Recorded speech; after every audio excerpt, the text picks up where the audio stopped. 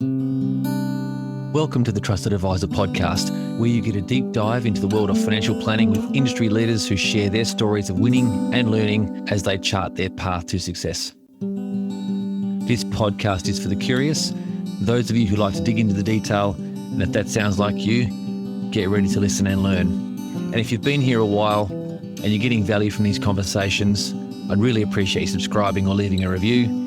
It helps others discover the podcast and join the conversation.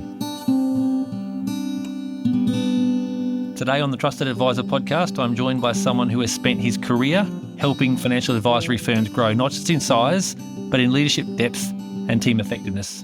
Philip Palaveev is the CEO of the Ensemble Practice. He's a consultant, an author, and a speaker who firmly believes that advice is no longer a solo act, it's a team sport.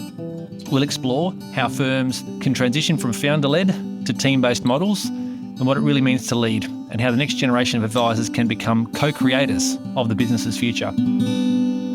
Philip, it's great to have you on the podcast.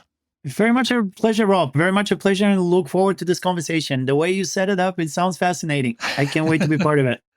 Well, I had the pleasure of hearing you, Philip, doing the keynote presentation at the Dimensional Practice Management Symposium here in Australia, in Sydney, a few weeks ago. And during the presentations, you shared a number of vivid metaphors that really stuck with me. One of those was when you described leadership as a big backpack, filled with the weight of responsibilities, decisions, and the care we have for our teams. So just what personal experiences have shaped your understanding of what leadership really entails? And how can leaders become better at carrying the big backpack or even sharing it? So leadership is a lot of things, and it's a lot of things at different times. Leadership perhaps is situational or circumstantial. Sometimes leadership is a privilege. It's a sign of status. It's a sign of prestige. Being a leader means you're being respected. Being a leader means you have influence. Perhaps even you have power. And all of those things are gratifying, and they're gratifying to the majority of human beings. Most of us seek some position of prominence, some position of status. But at the same time, that's really what I was trying to illustrate with the notion of the backpack. Most of the time, leadership is actually more of a burden. And I literally was thinking of a physical backpack because when my kids were little, my daughter, she's going to be back home anytime now, but it's almost 6 o'clock here in the States. My family loves to hike. And of course, if you live in Seattle, where I live, you got to hike. The mountains are right next door. They're absolutely stunningly beautiful. So we'll go hiking quite a bit. And both my daughter and my dog insist on being in front of everybody. They really like being in front. I mean, both of them want to be in that spot in front of everybody, leading the way. Literally, my daughter used to call it being the leader boss. So kind of one of the first things we notice about leadership is exactly that position of being the leader boss. In front of everybody, you're saying, just follow me, just follow behind me, and I'll take you there. And you have all of this influence, you have all of this control. But literally, this being a hike, at the same time, I'm keenly aware that all of the food and all of the water is in my backpack. And all of that is in my shoulders. So leadership is not just being in front. Leadership is also carrying everybody else's supplies and making sure everybody else gets there and taking care of everybody else. And that really is kind of one of the many facets of leadership, and it's been studied quite a bit. Then in times of crisis, we prefer the type of leadership that's decisive, that's prone to action, that's perhaps innovative or focused on results. But there are also times when we just simply have to take care of each other. And that means listening to each other and understanding each other's needs and making sure we have the right resources to grow and we have the right support of our teammates and all of these things we need to thrive. Leadership is a lot of things. And most of those things are in the backpack of the leader. They represent some kind of responsibility, some kind of a burden. It could be a physical burden. It could be a burden of time. It could be an emotional burden. But it's something that does physically weigh you down, emotionally weighs you down. Yep, the leader or the leader boss is the warrior, the one that's carrying responsibilities. But as you say, there's pros and cons to it, but it's a role that people aspire to. And it's a great insight because I think people who haven't yet necessarily achieved that title of leadership don't always know that there is quite that weight of responsibility that goes with that. But you've made a real point here, and your whole approach to advisory firms is all about this idea of a team sport. It's very much about bringing next generation through and making sure that, you've written a couple of great books, the Ensemble Practice being self-titled, and then the most recent one, G2, Building the Next Generation. So you talk very much about advice being a team sport. What are the most common roadblocks you see that advisory firms are having, trying to shift from founder-led businesses to a team-based model? Well, some of these transitions are very normal for any kind of business. My family has always been in business for many generations, and my father started one. He owns a shipbuilding business of all things in the world. And as we speak, he's transitioning it to my brother, who is taking over the family business. And he's basically the G2. He is the definition of G2. And it's really interesting. It's a very different business. It's a manufacturing business, but some of these same dynamics exist. John Adams, one of the founding fathers of the United States, says that we will be soldiers so that our sons can be farmers, so that their sons can be poets.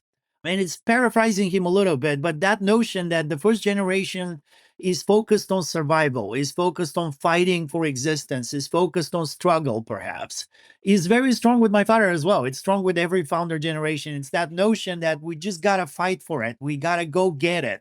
We got to show initiative, that every challenge is an existential crisis. Everything is urgent. Everything has to be acted on now. And then the second generation arrives and they're more patient. They're more systematic. Very often they have advanced degrees in business. They tend to be MBAs. They have very sophisticated spreadsheets and they act very differently.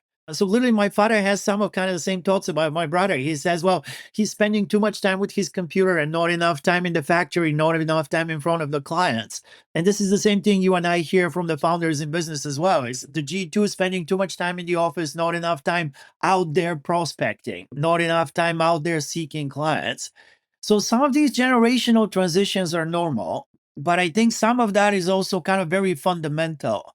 Most of our businesses start with someone creating a personal practice.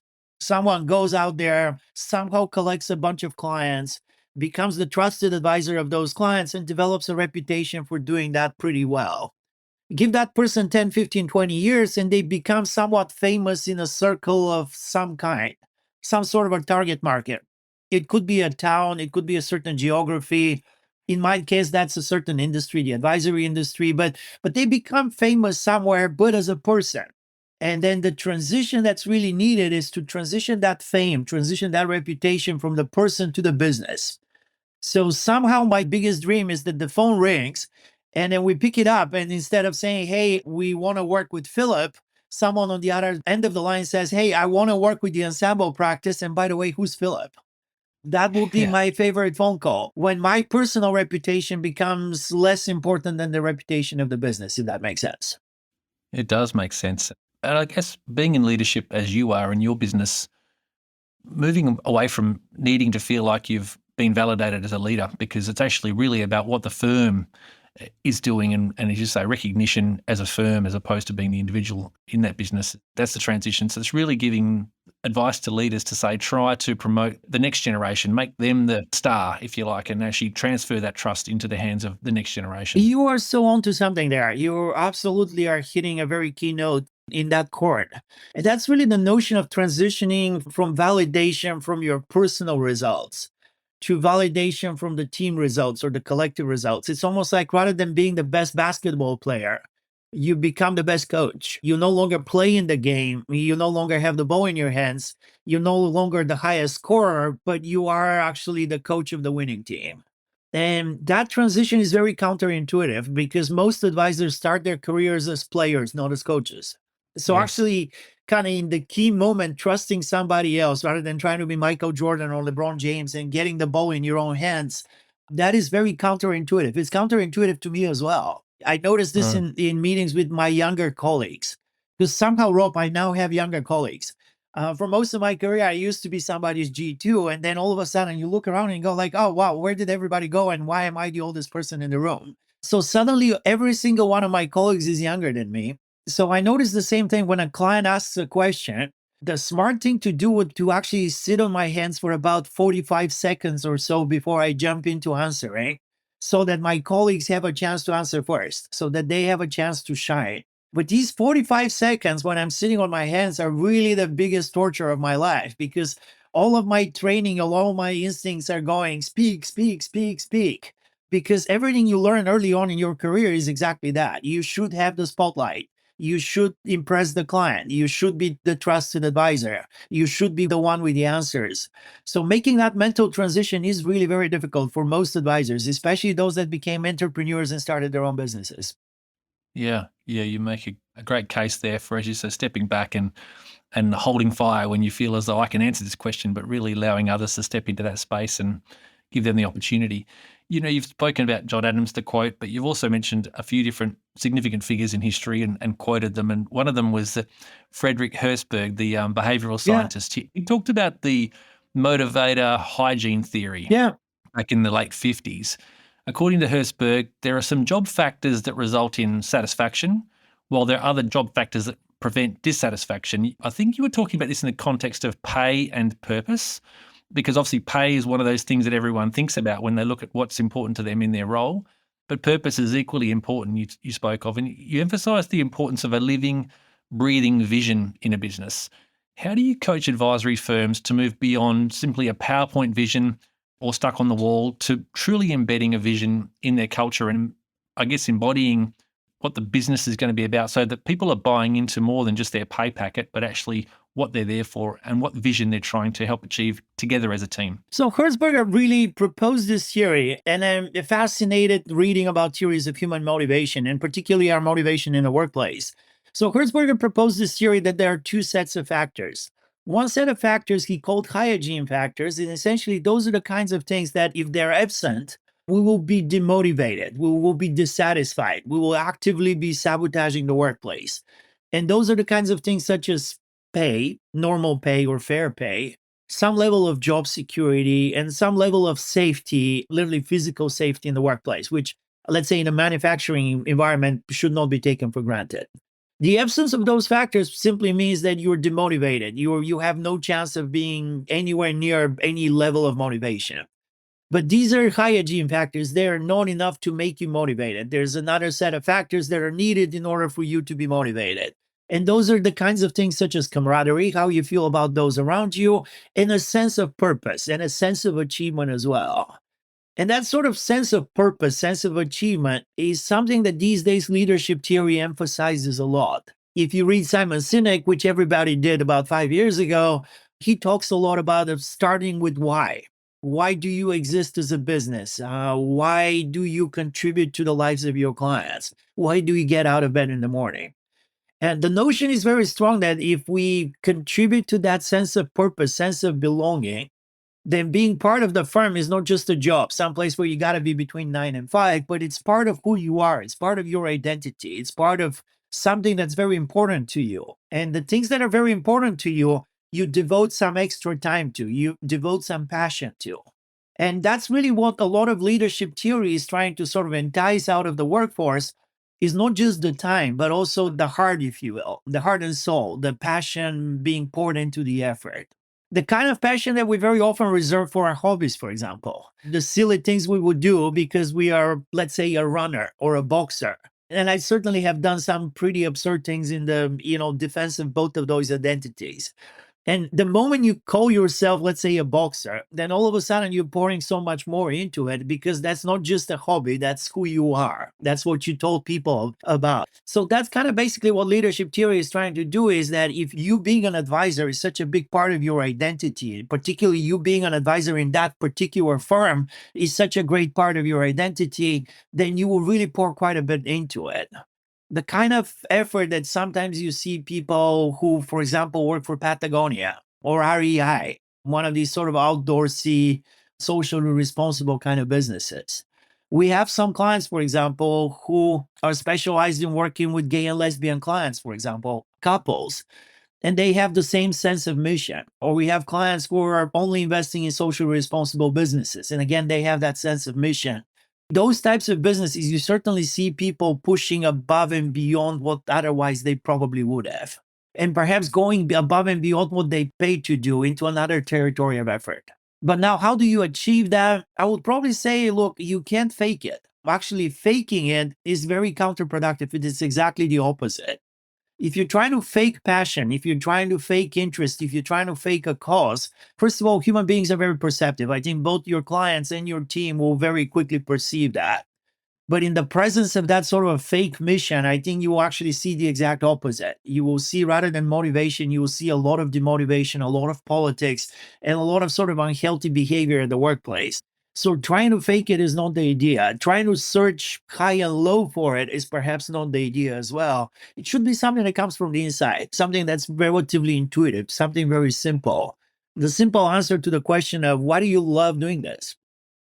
Yeah, and in fact, you speak about not faking it, and obviously trust is just a core part of leadership and also just the work we do in our profession. And it's, to my mind, it's not that difficult to establish a sense of purpose in the work we do because we see directly the impact we have on people's lives, and the feedback we get from them is pretty profound often. Just to know that we've made such a difference to their sense of security, their feeling of independence and peace of mind that goes with it. But speaking of trust, you talk about trust being like a bank account, essentially. What practical things can founders and leaders do to build trust in their team so that the team thinks that this isn't a fake, this leader, this founder in this business is actually truly behind the purpose and vision of this business? What do you see people doing to really practically help build that sense of trust in their team? It helps me, and just simply how my brain works, to think in terms of analogies. And I think of trust almost like a bank account where you make some deposits and you make some withdrawals in any human relationship, in any friendship, in any romantic relationship, in any business relationship. You make a bunch of deposits. And deposits are simply the good things you've done, the right things you've said, the unselfish acts when you help somebody even though you didn't have to. And the greater the act, the more unselfish the act, the bigger the deposit. And every time you do that, the balance grows and grows and grows. Unfortunately, like any human being, you're also going to make some mistakes. You're going to say something that you shouldn't have said, and perhaps that will hurt someone's feelings. And that's a withdrawal. Or you would just do the wrong thing, not because you wanted to, but because unfortunately such were the circumstances, you just didn't make the right decision. That's a withdrawal. Or you acted selfishly because we're human and sometimes we do. That's a withdrawal. But the key is for as long as your balance is relatively high, withdrawals are possible without going in overdraft. This is sort of the bank account analogy. And that really, in my mind, if you're a leader, the step number one is very obvious. Make as many deposits as often as you can. Deposit, deposit, deposit, deposit, deposit, because the withdrawals will come. They're inevitable. In every leadership role, you will make some mistakes. In every leadership role, you will make some bad decisions. In every leadership role, you will trust the wrong person or you will trust the wrong data.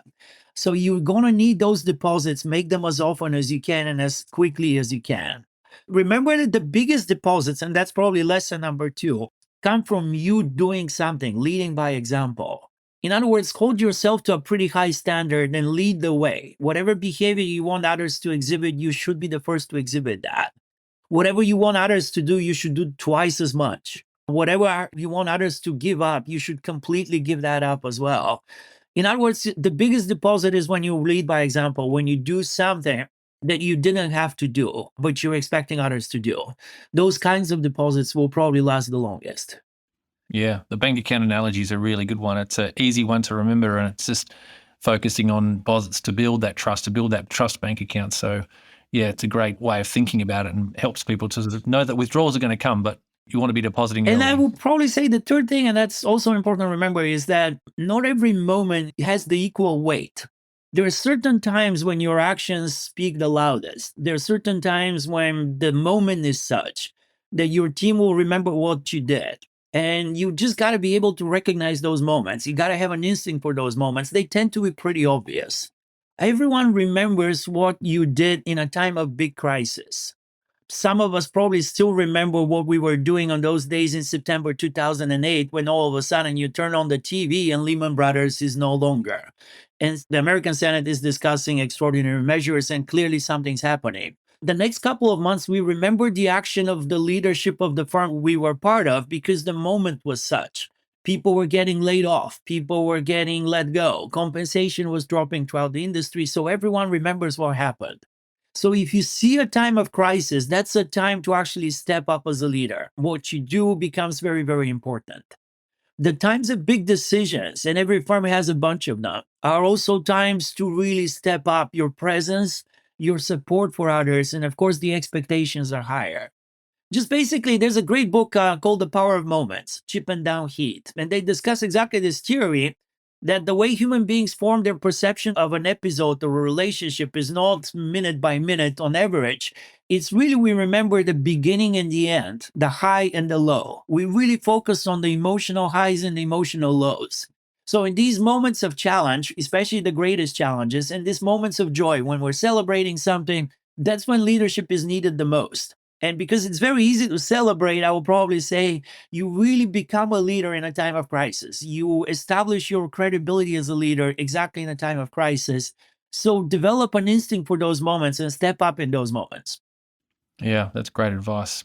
People will know those moments when they arrive. And as you say, it's what you do leading by example and how you treat others in that situation that really reflects your style of leadership and whether you are really able to, as you say, lean into the moment and step up to it. So you make a distinction, Philip, about ownership, leadership, and management, about the differences between those three things. How can advisory firms structure roles and responsibilities to reflect this reality as they grow, the difference between ownership, leadership, and management? Probably a good place to begin is kind of defining what each of those may mean.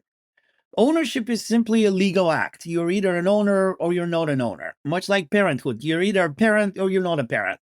Kind of most of the time, it's pretty clear. You either are or you are not. The same is true with ownership. That simply means you at some point in time either purchased or in some other way acquired some legal document certifying your claim to a bunch of profits and a bunch of property. Now, in an advisory firm, that usually also means that you are a big part of that firm, that you have a position that's very important in that firm. So notice in advisory firms, typically ownership overlaps with management and leadership in the sense that if you're an owner, you probably hold a high position of authority. And that authority means that you have management responsibilities. Management simply meaning you govern a bunch of people, you tell them what to do, you establish their priorities, you establish the resources that you have at their disposal, you give them feedback. Those are the kinds of things that constitute management. You manage a result. And at the same time, you're also responsible for leadership. Leadership being defined not just as getting the result, but also being responsible more broadly of the motivation of the team and the constitution of the team and the broader development of the team and the sense of purpose and enticing that level of effort that perhaps goes above and beyond just the resources supplied and everything else in there. So early on in an advisory firm, the owners are the leaders and the managers. Basically, those three overlap perfectly. But the more the firm grows, the more likely it is that, first of all, we will see some owners who are not managers.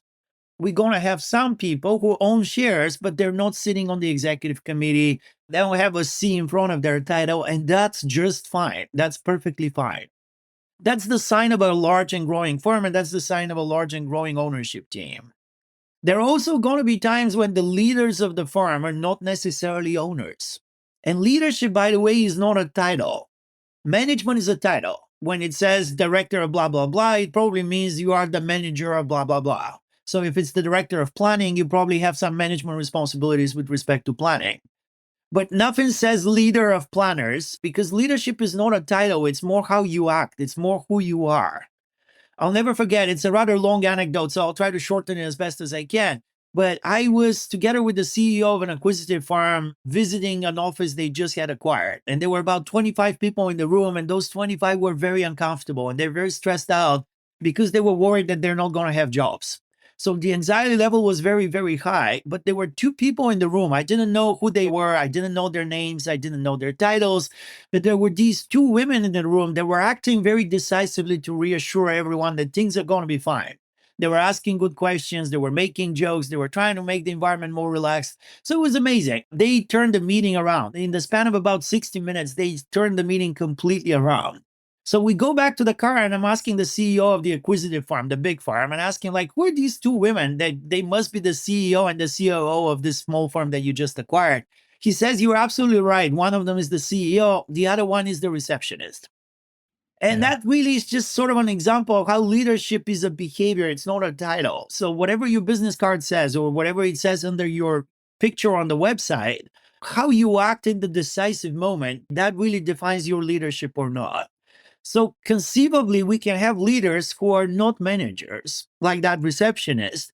And unfortunately, we can also have managers who are not leaders. And we have probably witnessed that as well. Someone who actually has the title, but just doesn't have the behavior. Ideally, most of our managers act as leaders and perhaps are invested as owners in the business. That will make for great alignment of interest. But perfect alignment is perhaps not even desirable. As a firm grows, we can't have every owner involved in management of the company. That's not viable. That's not desirable either.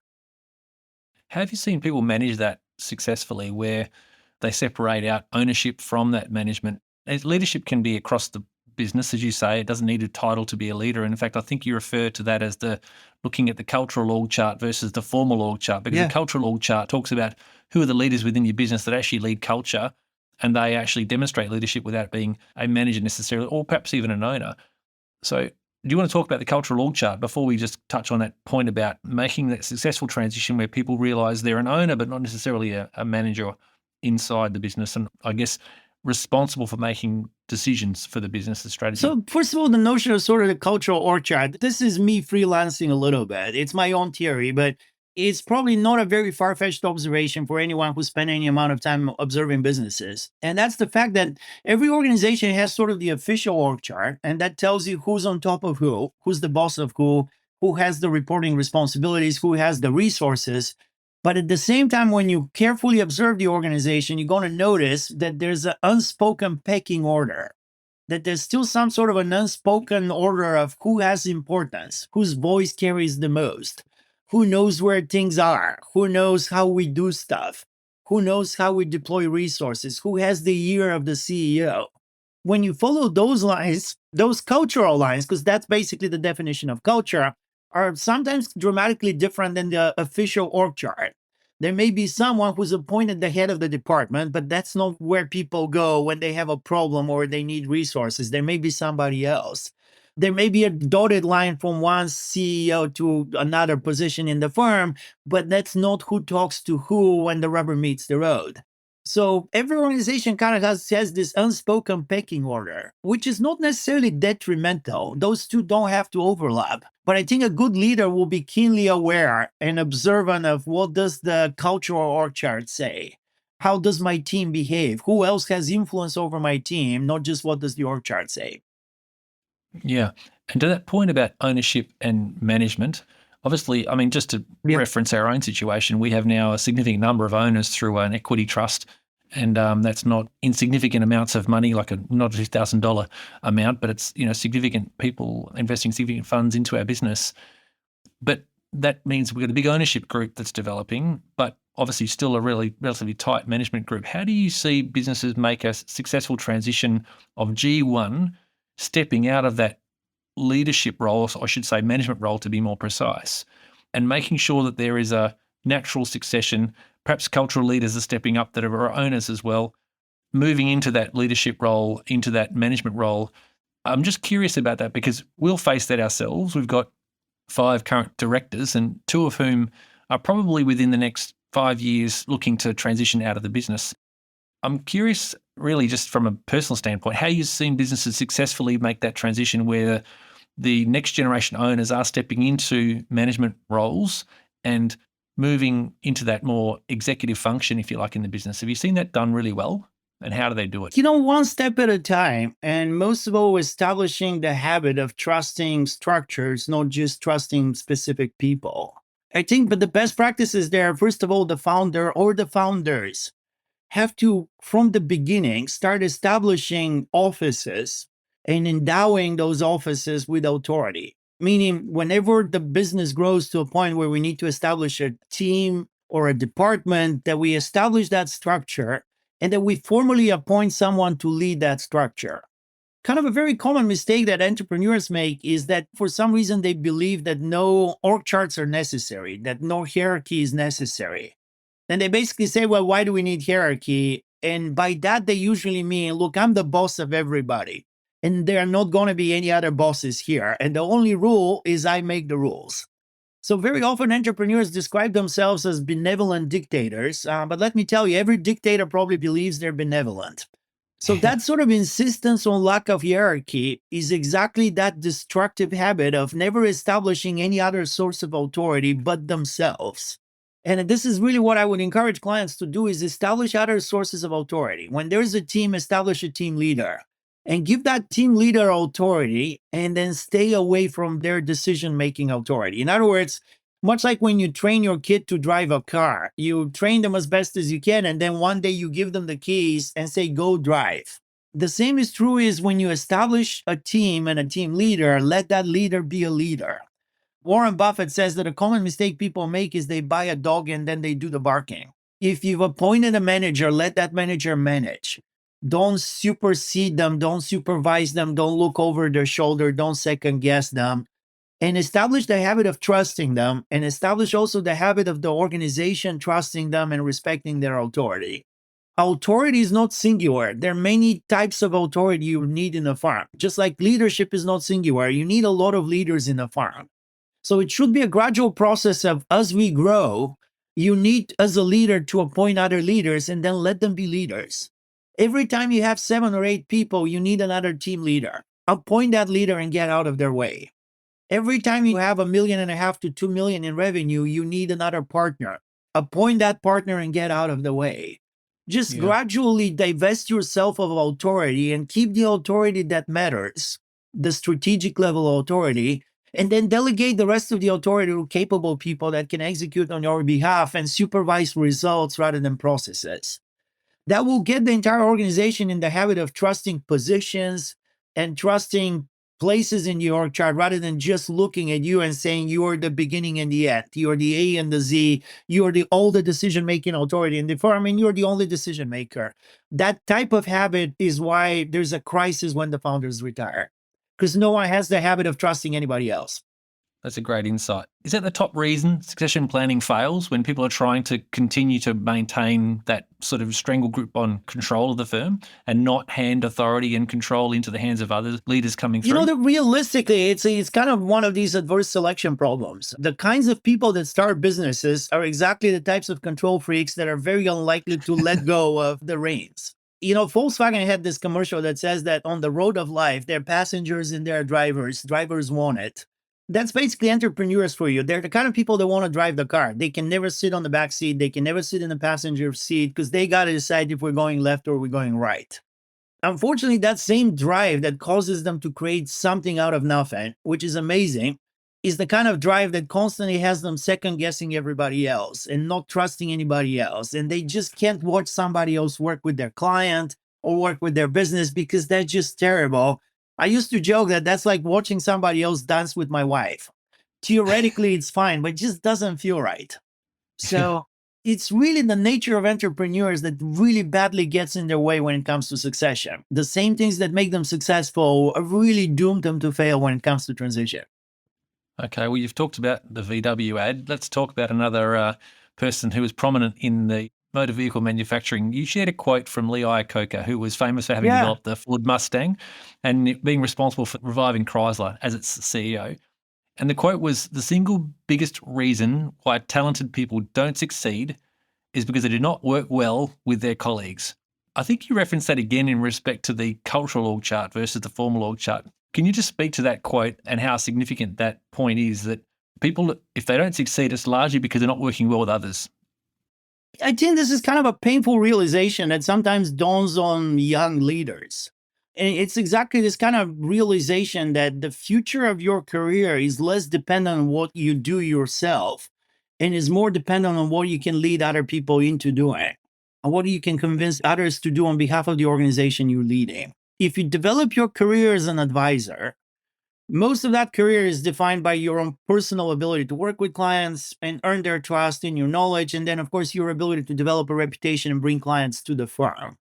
But then the moment you become partner, particularly if you go from partner to some kind of an executive position, if you start leading planning or you start leading advice for your firm, you start leading business development, or you become the CEO, that's the time of transition where you're no longer dependent just on your own skills. You're actually dependent on your ability to get others to do stuff for you.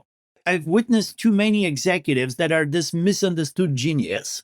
They're very smart. They're amazing investment people. Everybody says, oh, they're so smart, but, and you know the but is coming, that they're amazing, except for no one wants to work with them. They're amazing, but no one wants to actually have them as their boss. And that means that person is absolutely doomed to fail as a leader. But very often they actually don't even know it. No one has ever told them that you're actually not that good with playing with other kids. And that lack of self-awareness sometimes gets in the way of both their ability to be a leader, but also becomes very detrimental to the entire organization, because sometimes it's very difficult internally for someone to say, hey, you're brilliant, but you're actually terrible with other people. Do you ever get involved in trying to help people to look in the mirror and see that in themselves, to see that they're great in some respects, but really falling down in that area about leading or working with others? Such is the nature of consulting. I suspect doctors can probably tell you the same thing. That most of the time, really what's the source of most of your problems. It's just a matter of finding out the goodwill and the determination to work on those problems. And probably more than half of our consulting work really comes from exactly that internally there's a pretty good understanding of what the problem is. But sometimes someone has to actually say that with an accent, or someone has to actually say that from the outside so that one person on the team finally hears that. Because that voice, they have been hearing it internally, but perhaps ignoring it, or they perhaps have been hearing it, but not believing it. So sometimes from the outside, it is a little bit more loud and a little bit more clear. As they say in Bulgaria, no one is a prophet in their own village. So a lot of consulting is really repeating things that are well known internally, but no one either has the courage to say them or just has the political power to be recognized. Yeah, that is a useful point to make, because bringing in an external party, and I can reflect on this when you often talk to your children about improving. We're into basketball as you are, Yeah. Philip, and you watch your kids trying to improve, and often you'll be telling them what they can do to try and improve. But as soon Yeah. as someone else tells them the same thing, they listen. So that external voice does make a really powerful impact. And you've made a distinction there between coaching, which is more individual focused, versus consulting, which is very firm focused. How should firms decide what kind of external support they need? Coaching for individuals or firm level consulting? Yeah, and I think that was a reaction to a question in the audience at that presentation that you and I shared. And it was really a question that had to do with the differences between coaching and consulting. And consulting, business consulting, is with a business, which means that we're first and foremost asking the question, what's in the best interest of the business? What's in the best interest of the organization, rather than what's in the best interest of Rob Pyne? And that's not just a different angle. Sometimes the answer is dramatically different depending on who we focus on. Now, business coaching, on the other hand, most of the time focuses on the skill set of a specific executive or a specific professional. So someone could coach me on communications, or someone could coach me on leadership, or someone could coach me on business development. That's for my own improvement or the improvement of a specific skill that I have or don't have as a professional. My profession is business consulting. I don't work very often individually with people when it comes to coaching.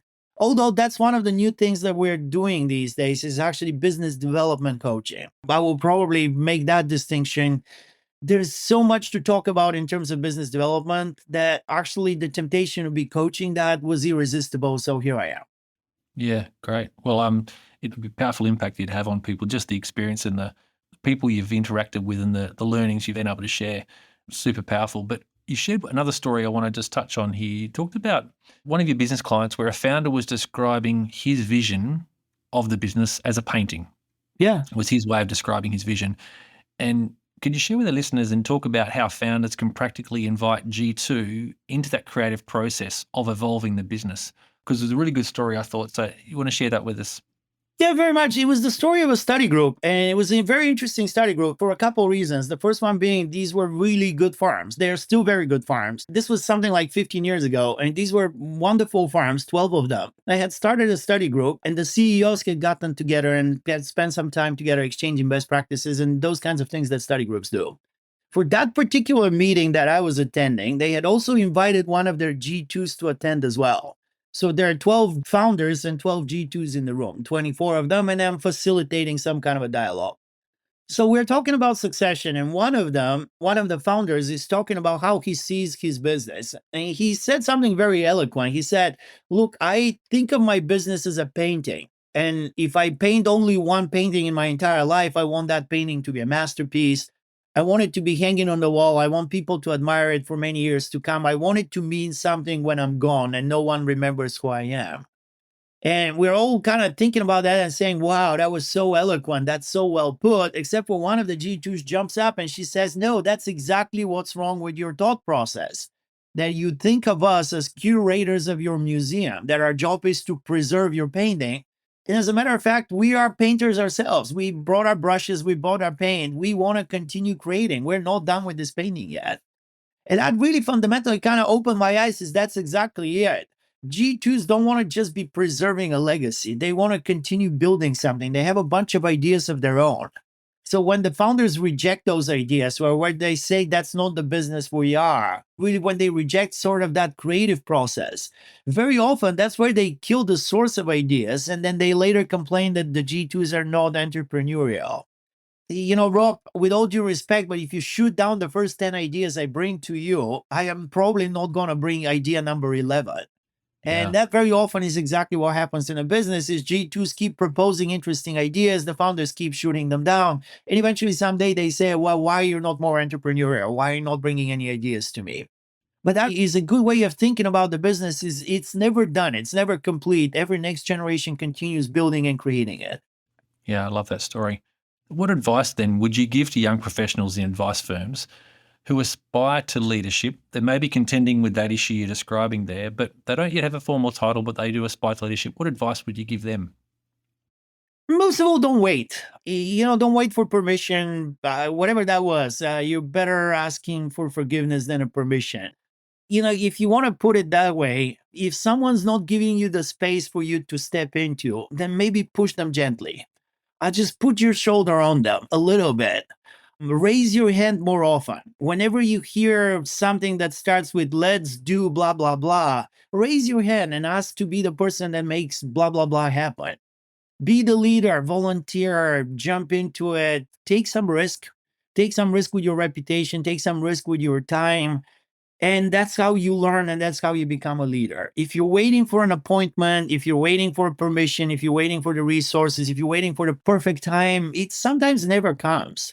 As a matter of fact, they say that the reason why MBAs never start a business is because if you really analyze it, it makes no sense. So at some point in time, you kind of have to take that leap of faith and put your shoulder into it and say, okay, I want to make this happen. I'm going to take the risk of this is going to be my project. Don't wait. Just don't wait. That's great advice. And I think anyone who's in a firm that has a young leader that's exhibiting that sort of behavior, everyone can relate to that. They know that it's the person that's actually taking initiative, stepping up, putting their hand up, stepping forward to try and improve things for the whole team and not just for their own self-interest. That's great advice. Have you got any final words of wisdom before we wrap up, Philip? I could talk to you forever. When we've spent a bit of time together when you're here in Sydney, and we had a few drinks together, and I could talk for hours and hours. But you're just back from Europe. You're a bit jet lagged, and it's getting later in the evening there in Seattle. So, any final words before we wrap up? Rob, most of all, just to express my admiration for you and your fellow entrepreneurs in Australia. What an amazing collection of business owners who are building just awesome businesses. And you yourself are such a student of the business, and you're running your firm so well. I'm also so impressed with Australian firms. They do so much planning. And actually, frankly, American firms kind of forgot about planning a little bit. The markets have been so good that everybody got carried away managing assets. We started not doing enough planning. So it was really fascinating for me to learn more about the business in Australia, because you're approaching it as businesses, you're approaching it as teams, you're doing a lot of planning. So you're doing all the right things that I believe in. Of course, the things I believe in are the right things by definition. But, as my father frequently reminds me, and he's still a business owner. He's turning 80 this year. He's still retiring, as he will put it. Notice my air quotes. But as he would put it, if it was easy, everybody would be doing it. It's not easy, but it's what we love doing. It is our job, and I wouldn't have it any other way. Yeah, well, it was such a pleasure spending some time with you and again, talking to you again today, Philip. For sharing your expertise, your stories, your metaphors, and your lived experience as a leader yourself. You've reminded us that leadership is both a responsibility and a privilege, and most importantly, something that's meant to share. And really, that's the key theme I've taken away from all of our chats. It's about how to share leadership, how to encourage others to step up. And that's your whole, as I say, whole ethos is around next generation leadership, bringing others through, helping others to become their best selves. So it's been an absolute pleasure having you on the Trusted Advisor podcast today, Philip. Really appreciate your time. Same, Rob. Look forward to the next one.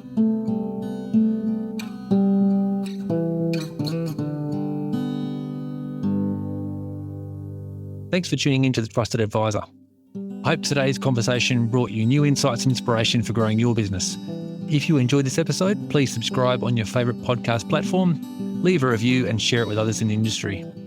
And don't forget to connect with us on LinkedIn for updates on future episodes. Until next time, keep building trust, embracing innovation and driving success in your practice.